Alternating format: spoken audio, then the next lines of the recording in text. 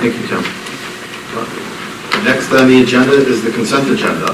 The consent agenda exists of approval of the minutes from December 14th, 2017 meeting, approval of the closed session minutes from the December 14th, 2017 meeting, approval of payrolls of December 20th and January 5th, and out-of-state travel. Does anyone wish to have any of these items pulled and discussed separately? If not, I'd entertain a motion to approve the consent agenda items as presented. So moved. The motion, is there a second? Second. Motion and a second. Let's take a vote. Yes, take the vote. Vote's open.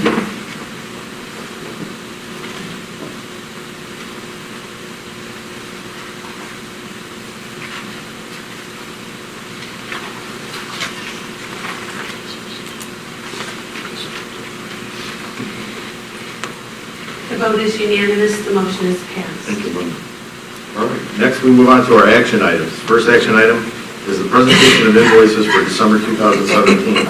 Is there a motion to accept the presentation of invoices as presented? So moved.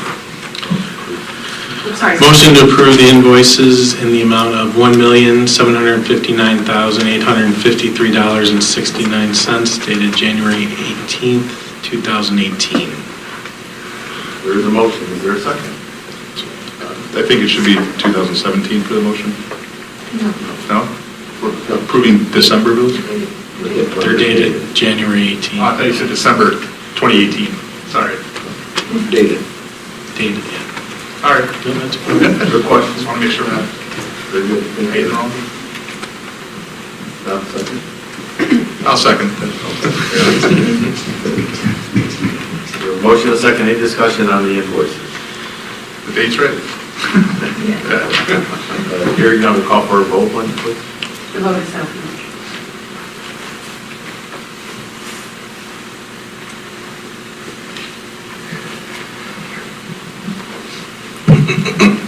The vote is unanimous, the motion is passed. Thank you. Next action item is the treasurer's report, December 2017. I'd entertain a motion to accept the treasurer's report as presented in your board packet.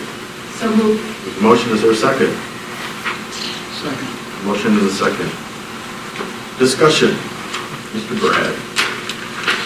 Yes, just want to highlight a few things in the package. As you see there, we had revenues of $2.3 million, expenditures of $18.2, but that's because we're making our semi-annual, well, our annual principal payment on our debt service and our semi-annual interest expense. We ended the month with just over $10 million in cash, which includes $4.7 million of draws on our tax anticipation warrants, leaving us an ending fund balance of $5.3 million. On the revenue, highlight that we have finished the collection of the 2016 tax levy. The tax levy was $63,285 short of the budget. That was mainly to court-ordered tax refunds, property tax, appeal board decisions, and then some delinquent taxes. So that's the end of my report. Answer any questions. Any questions for Brad?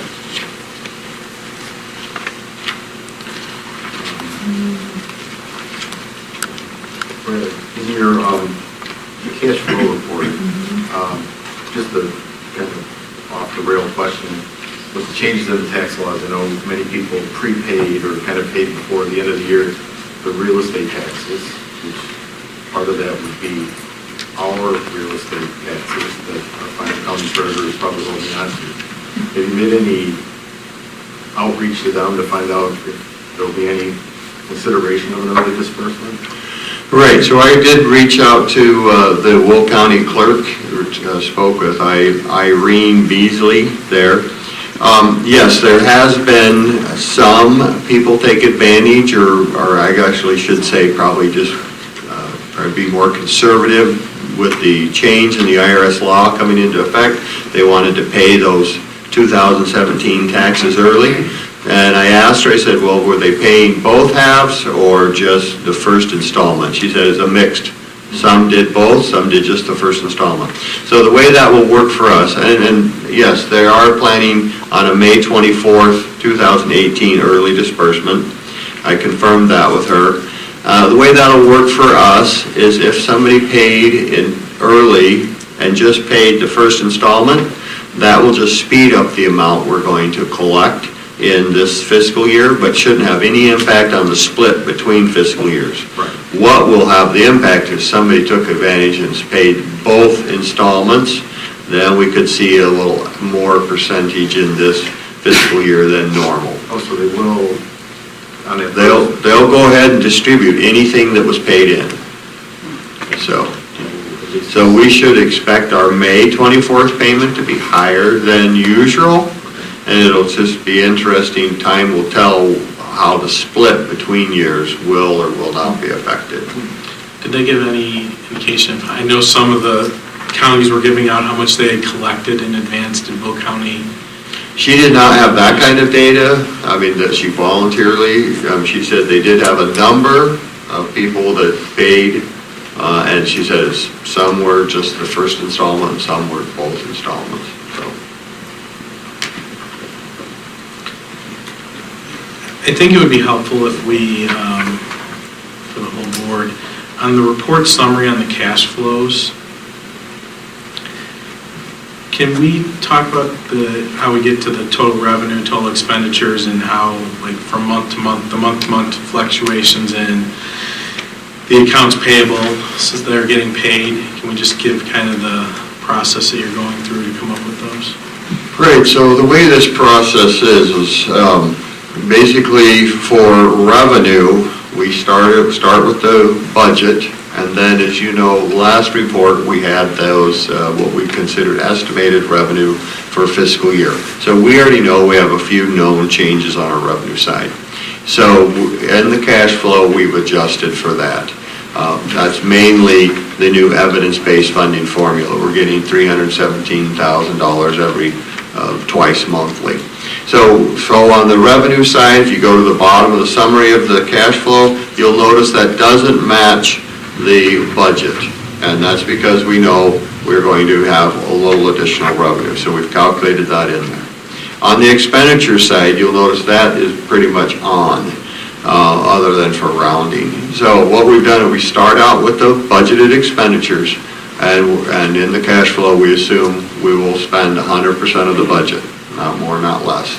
Then we take a look at how we've flowed in years past, and that's where we build in the formulas. And then every month, we report in the actual, and then whatever the remaining percentage, we then adjust those where we think the difference, if it's up or down, where it's going to flow. It's our best estimate on where we think the dollars are going to fall. It's a projection. We do the best we can with it.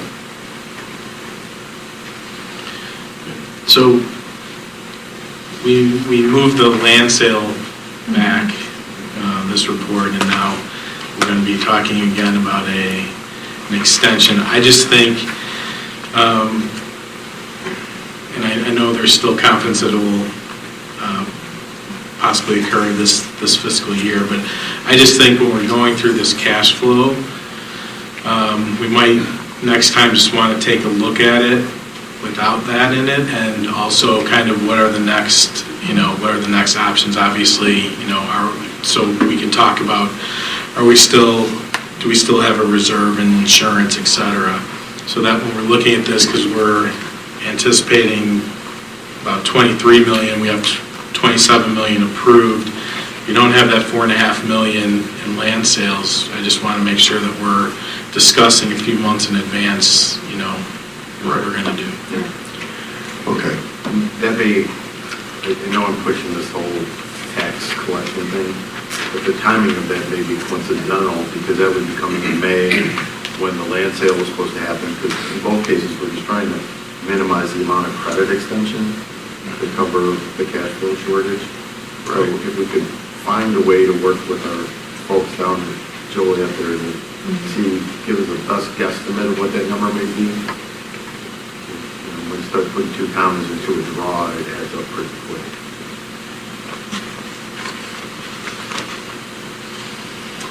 Will do.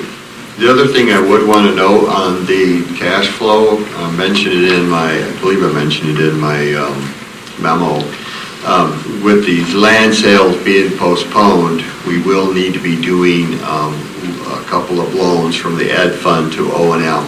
So we'll have that on the agenda coming up as we get closer, but we'll need to do that probably twice. And that's to keep all the tax anticipation warrants they're all approved in the ed fund. Right, exactly. The cash flow report helpful. Yeah. Follow it, it's pretty good. I would just also note, and I think Joe brought this up, but the under the expenditures now we have in there, the district is current with all bills and there's no outstanding bills over 45 days. So I think that's just another checkpoint for the board to keep an eye on. We asked Brad to add that just so that it's a monitor, so that if for some reason it's omitted, that would be a great question to ask. Or if something does happen to get carried out for whatever reason, that gives us a reason to get an explanation. So the payables aging will be part of it. I'll ask just one more quick question. We've talked about this in the past, the state funding. How can you break that down, just so that I can understand what do we have that is still from the previous fiscal year? Okay, so on state funding for fiscal year 17, as of the 26th of December, so 6 months after the close of the fiscal year, the state finally made the last payments for the fiscal year 17. So we have 100% finally paid off in fiscal year 17. Now, where we're at fiscal year 18 is, the new evidence-based funding formula, which replaced the old general state aid, special ed extraordinary, special ed personnel, special ed summer school, and bilingual education funding that all got lumped into this new evidence-based funding, and we're getting all of those payments twice a month on a regular basis. Now, what that left was the old mandatory categorical payments, driver's ed, and then, of course, federal grants, which flow through the state. To date, the state has vouchered $720,000. We've received like $26,000 in some driver's ed and some other little federal thing. But otherwise, we're really not receiving any other funding. So basically what happened is one side's a blessing. We're getting this evidence-based funding, very regular, we're counting on it. But of course, that's really putting a strain on their budget, so they're paying really nothing else. So typically at this point, we would have expected to see at least one mandatory categorical payment, but we haven't seen anything so far. You know when, about? Any communication? No, we haven't heard anything. If I had to look in my crystal ball, I'd say expect no payments on the mandatory categoricals. I don't think we'll get anything for this fiscal year. I think the evidence-based funding is tapping them out, and I think that they're making those, and I just don't think they're going to make any others. The state board just asked for more money from the legislature today, like $7.5 billion more. At least that was higher. Yeah, okay. I didn't hear an answer. Okay. All right, well, that helps. It's good to at least know that they're through the one fiscal year now, we're Right. dancing with what's left over. All right, any other questions for Brad? Let's have it for a vote, please. The vote is open.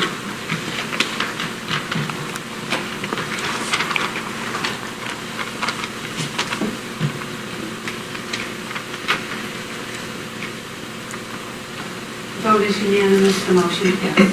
Thank you, and thank you for your questions. Next action item is student activities report for December 2017. I'll entertain a motion to accept the student activities report as presented in your board packet. So moved. There's a motion, is there a second? Second. Motion and a second. Brief report this month, as you can see, just 2 accounts, negative balance, Football Central, and $1,251 in the class of 2019 East. Central will be taken care of by the end of the month. The class of 2019 is still because the prom deposits have been made, and those will be recouped once ticket sales begin.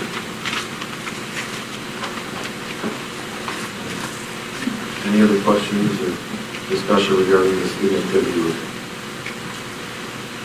Now we'll call for a vote. Linda. The vote is open.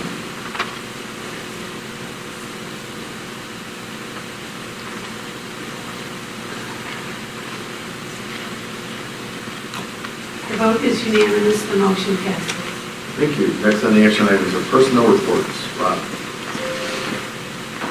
Under employment, Caitlin Kerwick has accepted a teaching position in the district transition program effective January 8th, 2018. Laura Erlenbaugh has accepted the position of district director of special services for Lincoln Way Community High School District 210 effective July 1st, 2018. Mike Hullinger has accepted the position of building and ground supervisor at Lincoln Way Central High School effective January 8th, 2018. Kimberly Kreml has accepted a position of paraprofessional at Lincoln Way Central High School effective January 9th, 2018. And Miriam Samara has accepted a position as benefits specialist for Lincoln Way Community High School District 210 effective January 16th, 2018. I ask the board to approve these employment report as presented. Entertain a motion to accept the employment reports as presented. So moved. There's a motion. Second. Second. Any additional discussion? Rob, have we always had the benefits specialist, have we always had that position, or is that a new position? As long as I can remember, we've had that position. Okay, all right. Mrs. Stone was that prior to her current position. But yes, we've had that position for quite a long time. Just a general question. When we find ourselves in the economic cycle with employment being where it's at, how are you finding your candidate pool for jobs in general? We are pretty lucky in the community in which we live. When we post, people Want to work here? want to work here. We'll still So we perceive it get- as an employer of choice. Yeah, we get a great candidate pool, and we've been very fortunate, I think, and we've got some really good hires over the last few years, and kind of taking advantage of, the economy, and we've got some great people working for us, and we're desirable. Good. Okay, that's good to hear. Thank you. All right. We have a motion and a second. Any other questions or comments? Hearing none, we'll call for a The vote. vote is open.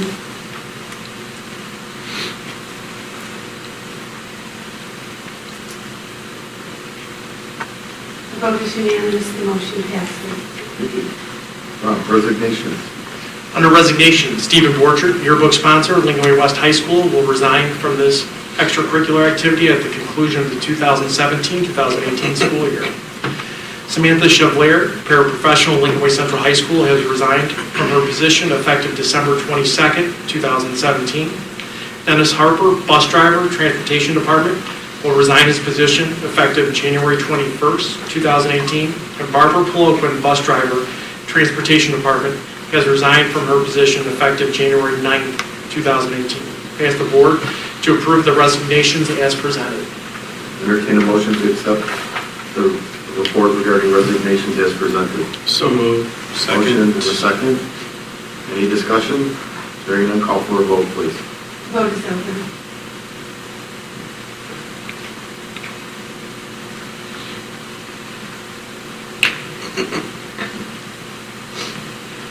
The vote is unanimous, the motion passes.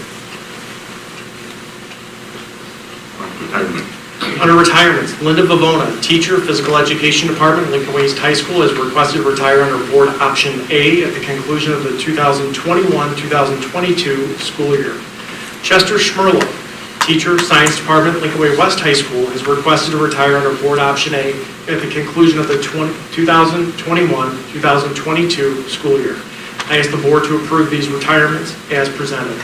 Entertain a motion to approve the personnel report retirements as presented. There's a motion, is there a second? Second. Motion and a second. Any discussion regarding the retirement report? Hearing none, call for a vote, please. The vote is open.